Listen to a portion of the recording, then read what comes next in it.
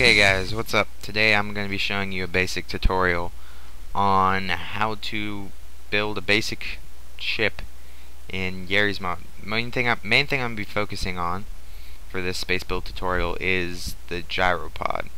A lot of people don't understand how the gyropod advanced works, and I today will be showing you how that works. When you first spawn a gyropod advanced, it won't be this model. It'll actually be this weird drone looking model, but the front will be the side that faces this direction if you're on this map. If you're on some other map, usually this texture, the lines here, you see these? They usually run in the direction that is the front. And it's hard to explain really, but you'll get the idea.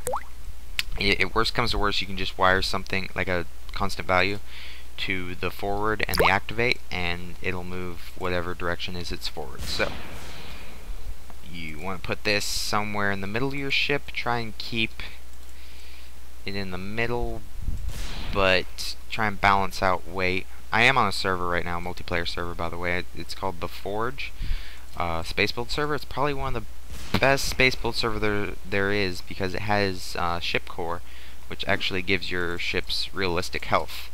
And this is a war server, so that's very useful. Okay, back to the tutorial. Now that I've placed that, notice that I didn't even weld it, because we're going to be parenting in this, not welding. Welding is bad. Welding creates constraints that unfortunately can cause extreme amounts of lag and issues.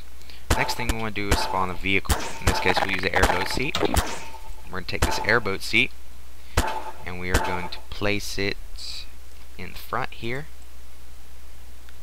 And there we go. Okay. Now we want to spawn, we're going to go in the wire menu. We're going to spawn the advanced pod controller. Place that on the back of your seat.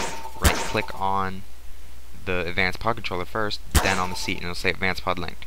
And you don't have to put this on the back of your seat. You can put it here or over there in the back, anywhere you want. Now what you want to do is you want to scroll up to the top here and spawn a logic not chip.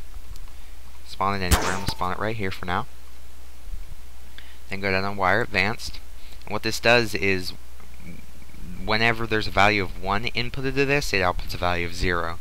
When there's a value of 0 inputted to this, it outputs a value of 1. So what we're going to do is wire the A to the active output on your advanced pod controller. So whenever you're in this seat, this is going to output a value of 0. When you're not in the seat, it's going to output a value of 1. So what's going to happen is, if you wire this to freeze on the gyropod, whenever you're not in your seat, it's going to freeze your entire ship in place so it doesn't tumble through space or fall to the ground or whatever. Now when I do this, you're going to hear a click. That's the sound of the gyropod freezing everything in place. You hear that click? That means everything's frozen in place. And by everything, I mean everything that is constrained to the gyropod. But since nothing is actually constrained, it didn't really freeze anything. But once we parent it, it will. Okay. Now, next thing we're going to do is wire the activate on the gyropod to the active as well. Some of these shooting plasma blasters there I see. Anyhow, we're going to wire the forward to the W. A common misconception is that you're supposed to link the gyropod advanced with the seat. That is a big misconception. It's not.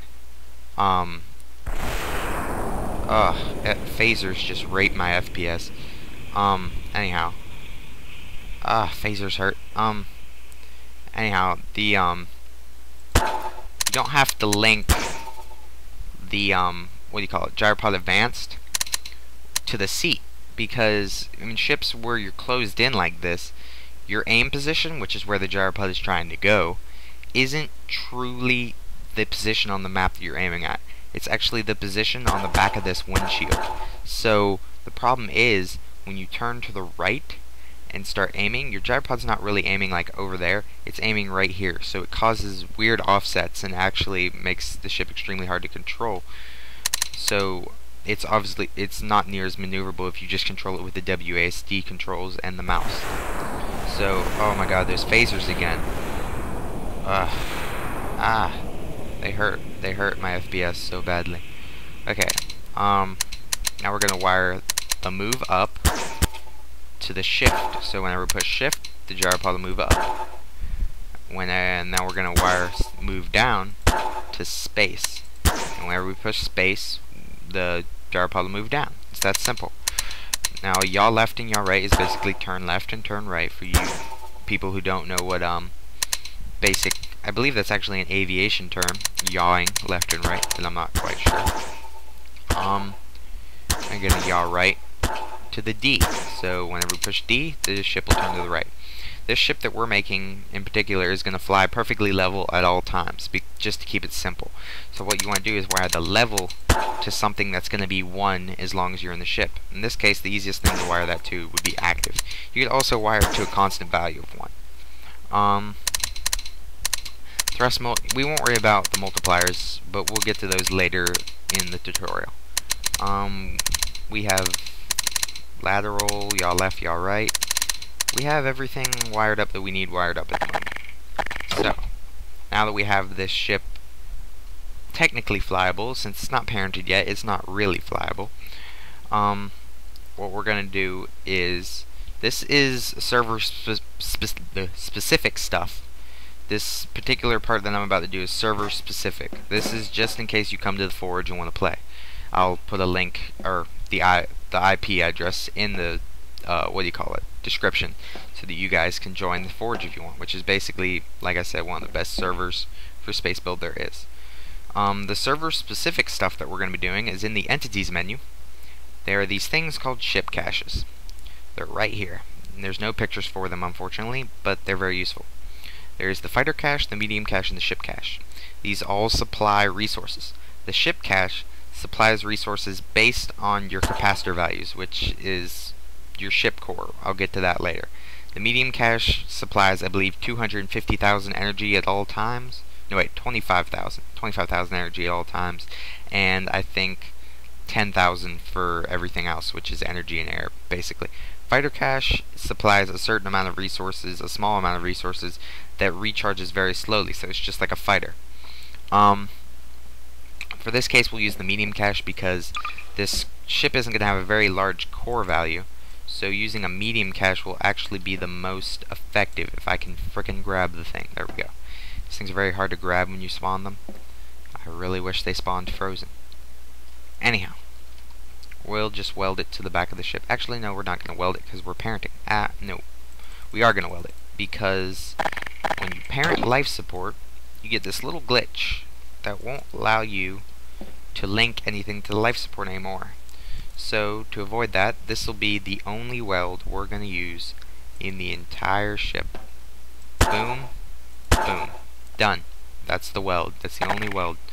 So now this is welded to the ship. Now that we have that, that's our life support. That's it. It's that easy. No generators, no nothing. It's that. That's all we need. If you have a larger ship, you use a ship cache, you'll get more resources, more supplies to power your weapons and things. I'll go over weapons in a different tutorial. Now that we have that, we can go to okay, we need to spawn a prop that we're going to use as a core. Now this is, like I said, the Forge Space Build specific.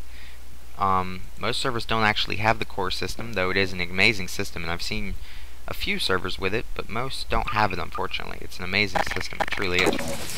The way the system works is you spawn a prop. In this case, we're going to use this little crystal prop. And what you do is you take the ship core tool, which will be in your normal tools menu. It's right here under ship cores, the little sub menu. And I'll use the Caldari core because it has the most shield.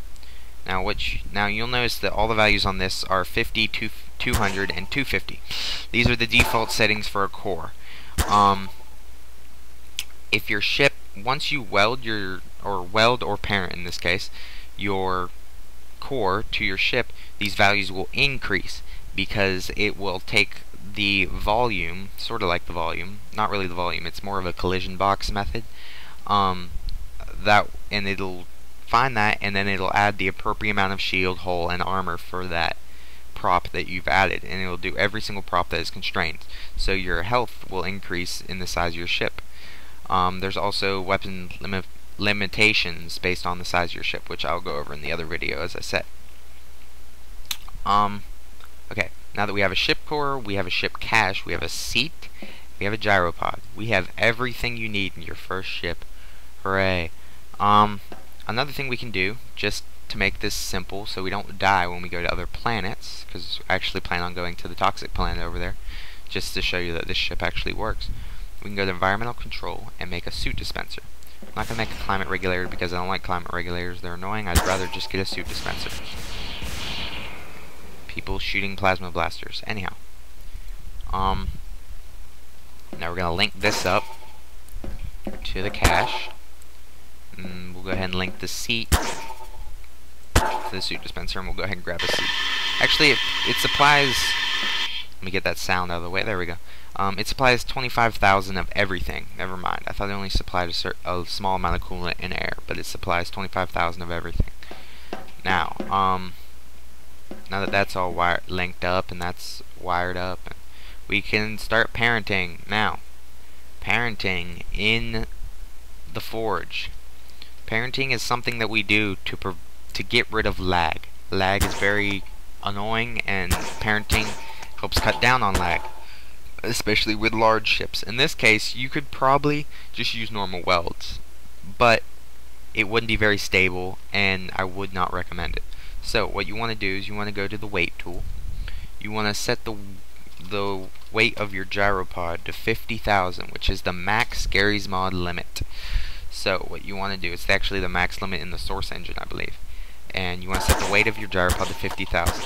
This will make it the heaviest prop in your entire ship, therefore making your ship very stable. If you're building a large ship, you want the weight of the gyropod to be more than every single prop in your ship combined. So you want to lower the weights of the ship if they raise above the weight of your gyropod, which will be 50,000. So then you go up here and you take up the super parent multi-tool. You make sure to check super parent mode. That'll make it nice and steady and stable. And